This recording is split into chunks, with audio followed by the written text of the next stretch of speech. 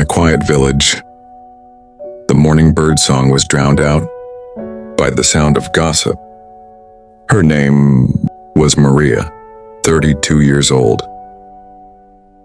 A widow for 3 years now. Since that day, she has carried not only the loss of her husband, but also the piercing stares of those who once called her a friend. They whispered, "That widow must be after someone's husband." But the only thing she was after was the courage to rise again each day. Maria worked in a small roadside coffee stall. Every smile she gave was counted. Every step she took was measured. Some customers praised her coffee, but the gaze of their wives cut deeper than the bitterness of Robusta.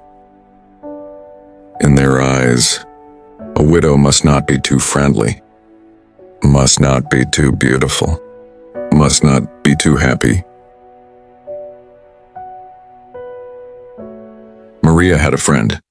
Her name was Caroline. They shared secrets, laughter, even tears. But ever since the label widow stuck to her, a wall began to grow between them.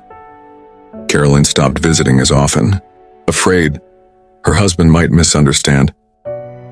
Maria never grew angry, only sad, because she knew prejudice could end a friendship faster than any argument.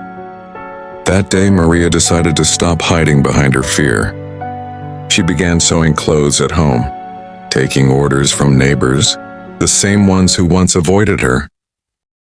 Maria no longer lowered her gaze when passing a crowd. She walked with her head held high, as if to say, "You may underestimate me, but you will never stop my steps." 3 years after all those whispers, Ratri had changed. Her coffee stall was busier than ever. Her sewing, well known in the village, and her child grew up with a smile that never faded. People began to see her, not as a dangerous widow, but as a strong woman. Maria knew the stigma would never fully disappear, but she also knew the most important thing was not to change everyone's mind, but to ensure she was no longer chained by theirs.